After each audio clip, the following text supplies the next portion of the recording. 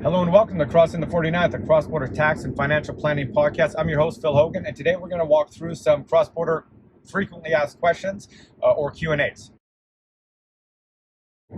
Okay, today I thought we'd go through some frequently asked questions or Q&As. I just dropped off my daughter to school, and I have a lengthy ride to Victoria from beautiful Mill Bay. So what better time to actually get some of these questions answered. So this will be a list of questions that I'll get. I kind of just went through my email and all the texts and all the questions on Facebook. And these are some of the more common questions I get. And I actually have another list that I might do this week. I think I have 12 or 15 questions. So these are kind of quick hit questions. I'm not going to get into real significant detail with any of these, so I'll go through in general, and then of course if anybody has questions about this, one of the best places to ask these questions is actually in the comments to the YouTube channel or the YouTube page that the video is posted on. Okay, so let's get started. So question number one: I'm a US citizen moving to Canada and my investment bank is asking for W-8 Ben. I actually got this question the other day from a client, and I've received this question quite a bit in the past. So if you're a U.S. citizen and you have a U.S. investment account in the U.S., and if somebody's asking for a W-8 Ben, that's actually incorrect. So the W-8 Ben is simply a form that would be required by non-residents of the U.S. that have a U.S. brokerage account. So in cases where a Canadian has a U.S. brokerage account and or even have U.S. securities in a Canadian brokerage account, they might ask for a W-8 Ben just so that the firm knows how much to withhold on specific income, like interest and dividends. So you'll complete this W-8 Ben showing where you're, which country you're a resident in, and what treaty applies to you. That being said, if you're a U.S. citizen, there won't be a requirement for a W-8 Ben. Instead, you'll simply complete a W-9.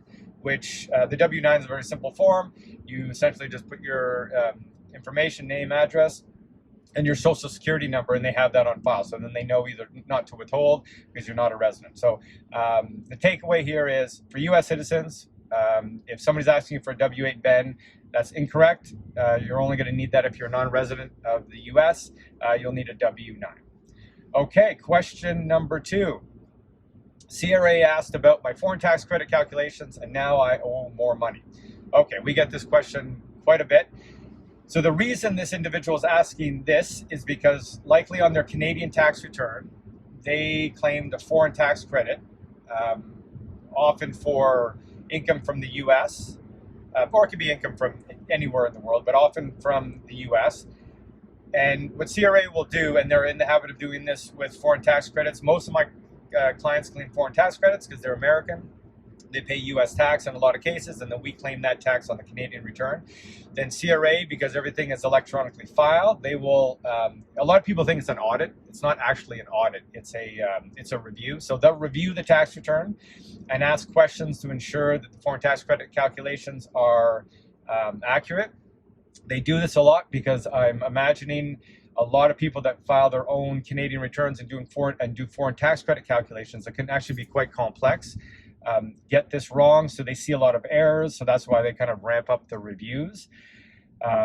We still get lots of clients reviewed for foreign tax credits at CRA, but our success rate is very. I can't remember one foreign tax credit review last year that got denied. So our success rate's really high. Of course, that's because we've been doing this for a very long time. So if you get one of these foreign tax credit review, though it'll be a letter from CRA, and in this question, it sounds like they got a letter, and then they actually, CRA actually reassessed the returns, and then sent them an invoice for an amount of money that they actually owed. So in that case, they likely either, two things would have happened there. So likely they either didn't respond to the letter, and that happens a lot. CRA will send you a letter. They'll give you about 30 days. If you don't respond, then they'll disallow the foreign tax credit that you've claimed. If you did respond and you didn't give either the right information or your foreign tax credit calculation was wrong, they'll just reassess the returns and then you'll owe a different amount of tax.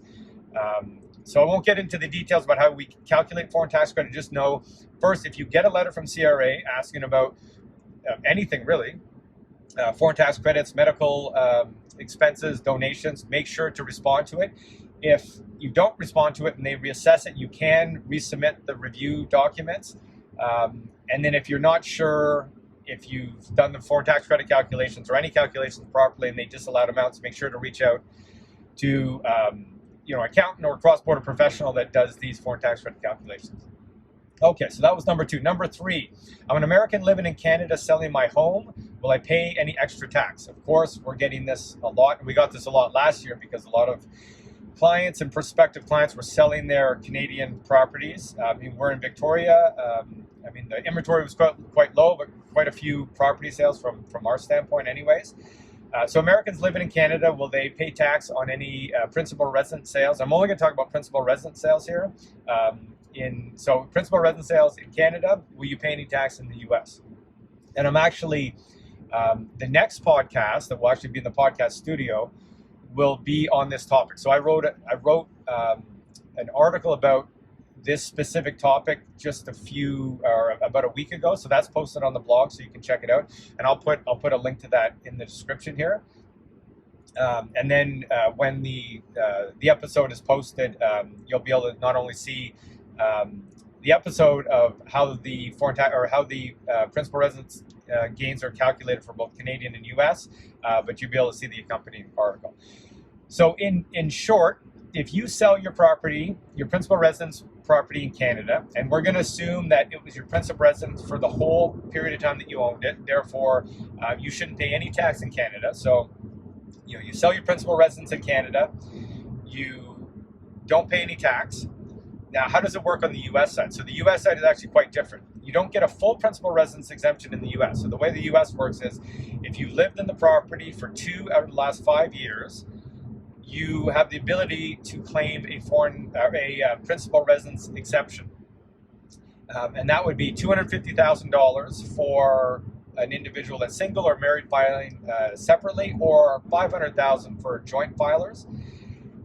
So what you have to do is you have to convert that gain in Canada to US dollars, and if that gain is above either the $250,000 threshold or $500,000 threshold, then you might actually pay tax in the US. So let's say you sell your property for $1 million and you pay $200,000. You'd have to work out what that would be in US. So you would convert the purchase date at conversion rates at that specific date, and then the proceeds at the selling date. So you'd have to actually use the specific foreign exchange rates. And I have this in the article where I actually mock up a spreadsheet that does the calculation for you. And I'm actually also going to try to develop a sorry, this is me doing this in the car, which is trying to be very safe about this. I'm going to develop an actual calculator to do this online, because I get so many questions, and I think the calculations are not terribly complex with the right inputs. So I'm going to try to do that. So everybody will be informed once that happens. So yeah, long story short, if your gain is over 250 for single filers or 500,000 for married filers, you might actually pay U.S. tax. So real simply, at the highest rate, 20% capital gains tax on your capital gain in the U.S. on your principal residence, plus the net investment income tax of 3.8%. So for anybody that doesn't remember, when Obama was in office, they introduced a 3.8% net investment income tax, which is really just extra tax on high income earners that have investment income. So that net investment income tax didn't go away when Trump became president. That stuck around like most taxes do. So that would be an extra tax on top of the 20 or 15% tax you pay on the capital gain in the U.S. Once again, much more information on this when we do the podcast, and I hope actually to film that in the next couple of days. So hopefully within a week we'll have that podcast on principal residence sales up. Okay, so that was question number 3. Question number 4. When I get my Canadian citizenship, will I lose my US citizenship? So we actually get this, we don't get this question as much as we did before, but we still get this question quite a bit. If you move to Canada and you're a US citizen, and then eventually you get your Canadian citizenship, you will not lose your US citizenship. And of course, I'm not an immigration lawyer, and these are questions you want to ask a lawyer. But no, just by virtue of getting your Canadian citizenship, you will not lose your US citizenship.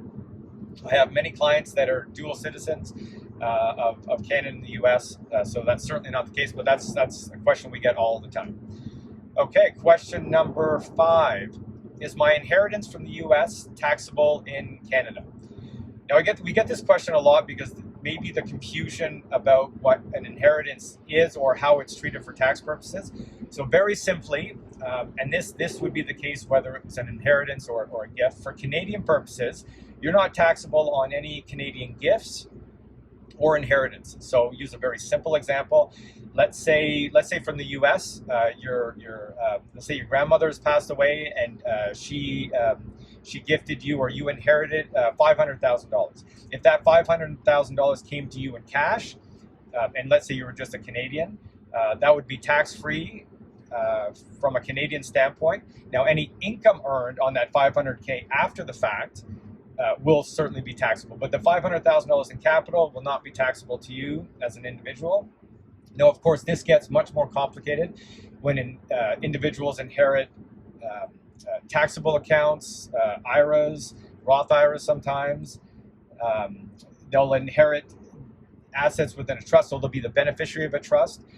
So that could really complicate matters. But that being said, still in most cases, the actual capital will not be taxable to you. There are cases where we have US trusts that roll over to generations, and they have generation skipping trusts, and sometimes cost bases are not adjusted for death on the US side. So in rare cases, you might actually inherit very old cost basis from grandparents or parents. So that could actually be problematic. But in most cases, if you receive an inheritance, you won't be taxed on that inheritance, but you will be taxed on income on that money going forward. And also, quick sidebar, just note that if you do receive money from a U.S. trust, there's that T1142 form to file. So similar to the 1135, not as complicated. But just know if you receive income from a foreign trust, you have additional compliance requirements. Okay, so next question here.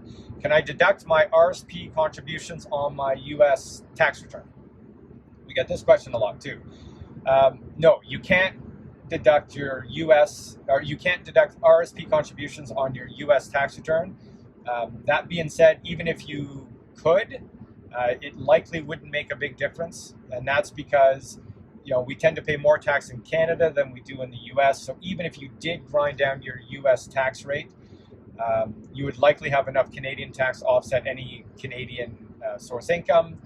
Now, that's not always the case. If you have, and we find this sometimes where we have a client, let's say you have a client that's accumulated a very large RRSP contribution balance. Let's say they have $100,000 of room, and in one particular year they have really high income. Let's say they have $500,000 of income and they want to use that $100,000 of contribution room. What can happen is you can grind down your Canadian rate to a point where it's actually below the US rate, which means you wouldn't have enough Canadian tax to offset any US tax on foreign tax credits, and you might actually end up owing more US tax. So in those cases, what we would do is we would just simply carry forward the RRSP contribution to the next year, just so clients aren't paying us unnecessary US tax. So yeah, in general, you can't deduct your RRSP contributions on your US tax return, but in most cases you wouldn't need to or want to anyways.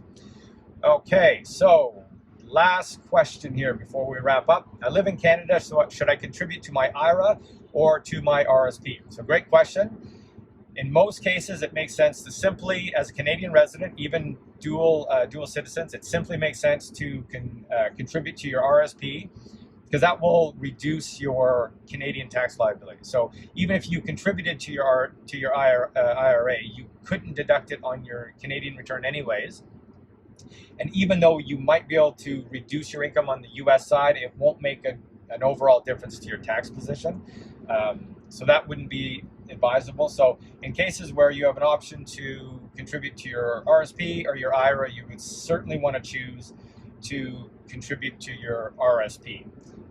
Because at the end of the day, we just want to limit the amount of tax you pay overall. Canadian rates are higher. You get the deduction in Canada for your RRSP anyways. So we want to take advantage of the RRSP for Canadian purposes. Okay, well that was a lot of questions to get through. Once again, we went through this very quickly. I would love to hear your comments. If you have any questions on any of these topics, drop them in the comments below. I really do try to answer any question that comes through YouTube specifically. Helps with the engagement, helps answer questions for other individuals. If you're not subscribed to the YouTube channel, please do so. And then a further point, you could even click the alerts button at the top. As soon as a new video is dropped, you'll be alerted. Once again, thanks to everybody for all the support on the channel. We're over 400 subscribers this morning, which is amazing. I think 410 or something. So let's keep that up. Once again, thanks again for all the support. Reach out, Phil at philhogan.com if you have questions, and we'll see you on the next one.